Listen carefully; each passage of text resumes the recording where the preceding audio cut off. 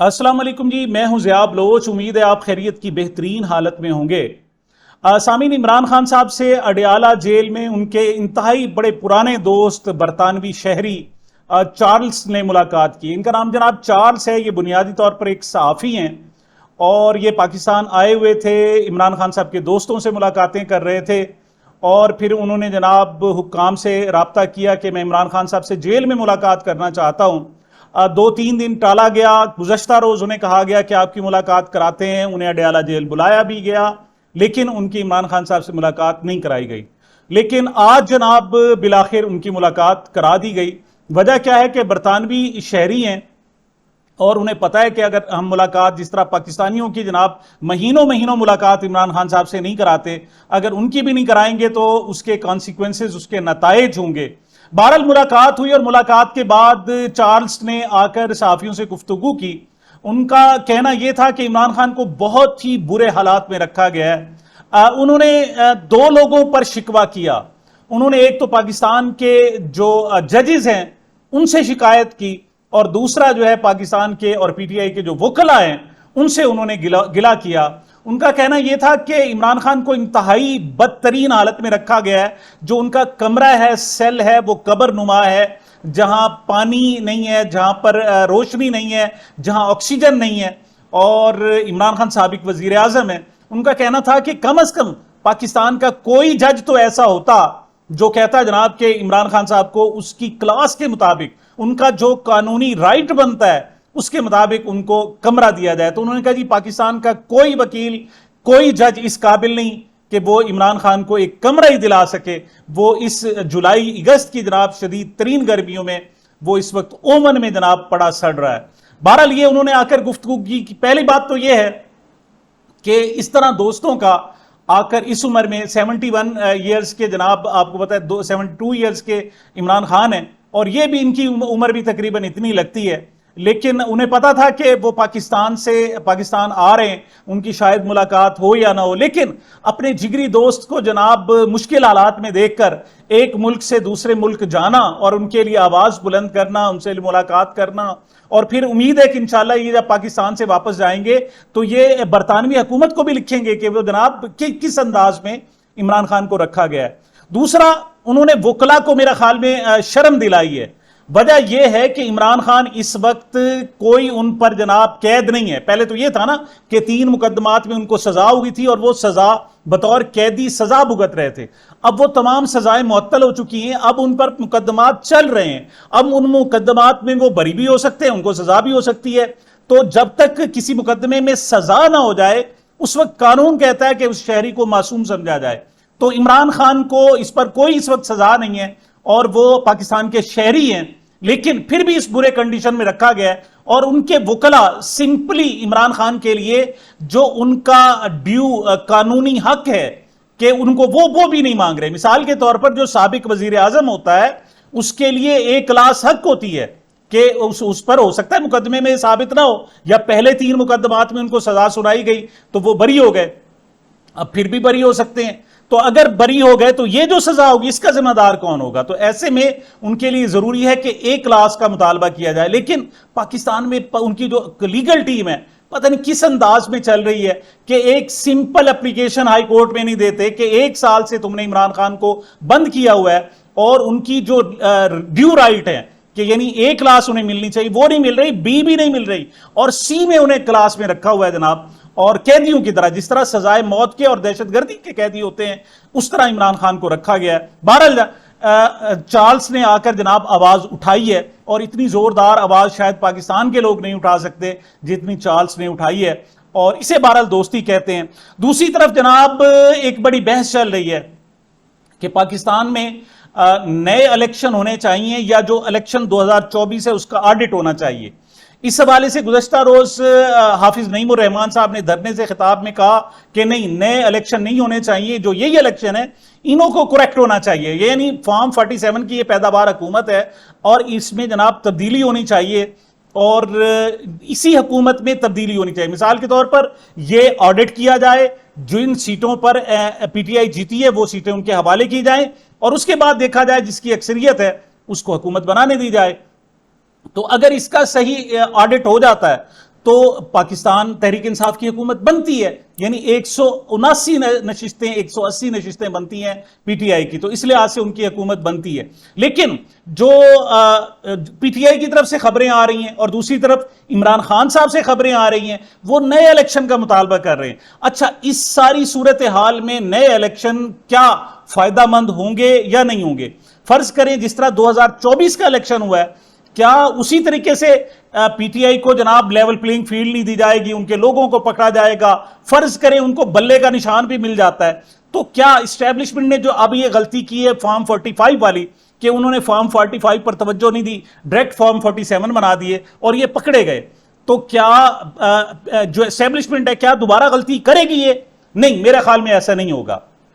اب اگر الیکشن بالکل ڈیو اور بالکل جناب صاف اور شفاف نہیں ہوتے تو اس سے بھی بڑی ریگنگ ہوگی اور آپ کے پاس کوئی ثبوت بھی نہیں ہوں گے۔ اب آپ کے پاس فارم 45 تو ہے نا، آپ کلیم کرتے ہیں کہ آپ جیتے ہوئے، پھر آپ کلیم بھی نہیں کر سکیں اس کی۔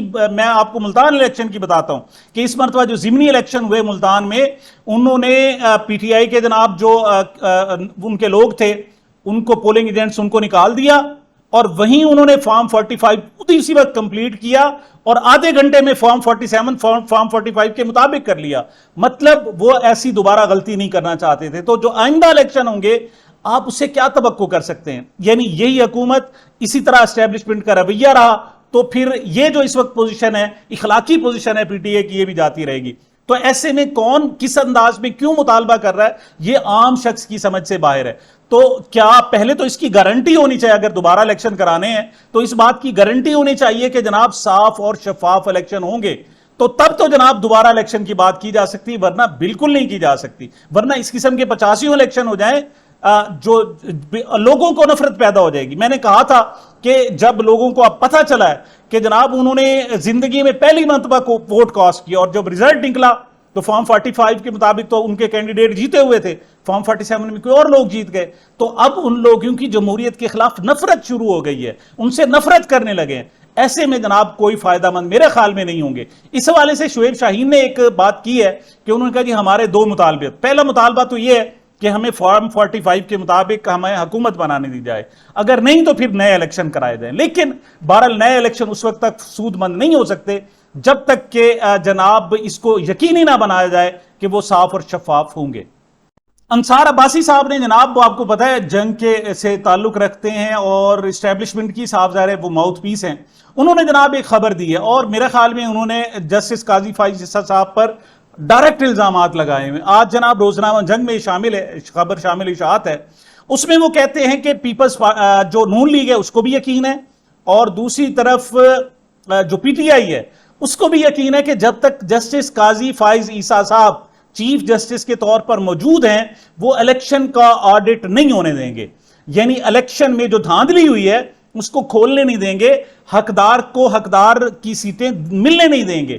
تو اس کے لیے جناب پی ٹی آئی جو پلان کر رہی ہے وہ یہ کہہ رہی ہے کہ جو ہی چیف جسٹس قاضی فائز عیسیٰ صاحب جائیں تو اس وقت جناب ان الیکشن کو کھولا جائے، اور وہ کہتے ہیں اس وقت اگر کھولا گیا تو پی ٹی آئی جناب جیت جائے گی، وہ اکثریت میں آ جائے گی اور نون لیگ کا نہیں ہو۔ اس کو وہ کہتے ہیں کہ اگر ایسا ہوا تو ایک طرف یہ جو نون لیگ اسے کہے گی، وہ کہے گی جی دیکھیں جی عدالتی تختہ پلٹ دیا ہے، اور دوسری طرف پی ٹی آئی کہے گی، وہ کہے گی جی دیکھیں جی انصاف ملا ہے، لیکن یہ متنازع صورتحال ہو جائے گی۔ لیکن اس ٹوٹل آپ خبر کو پڑھیں تو اس سے ایک ٹون سیٹ ہوتی ہے، اور وہ ٹون سیٹ یہ ہے کہ انصار عباسی صاحب کہہ رہے ہیں کہ یہ جو ریگنگ ہوئی ہے پورے کے پورے الیکشن میں اس کو آڈٹ نہ ہونے اور اس انصاف تک رسائی میں جو رکاوٹ ہیں وہ جسٹس قاضی فائز عیسیٰ صاحب ہیں۔ بالکل اس کا مفہوم جو ہے وہ یہ بنتا ہے۔ میرے خیال میں یہ ایک سنگین الزام ہے جسٹس قاضی فائز عیسیٰ صاحب پر۔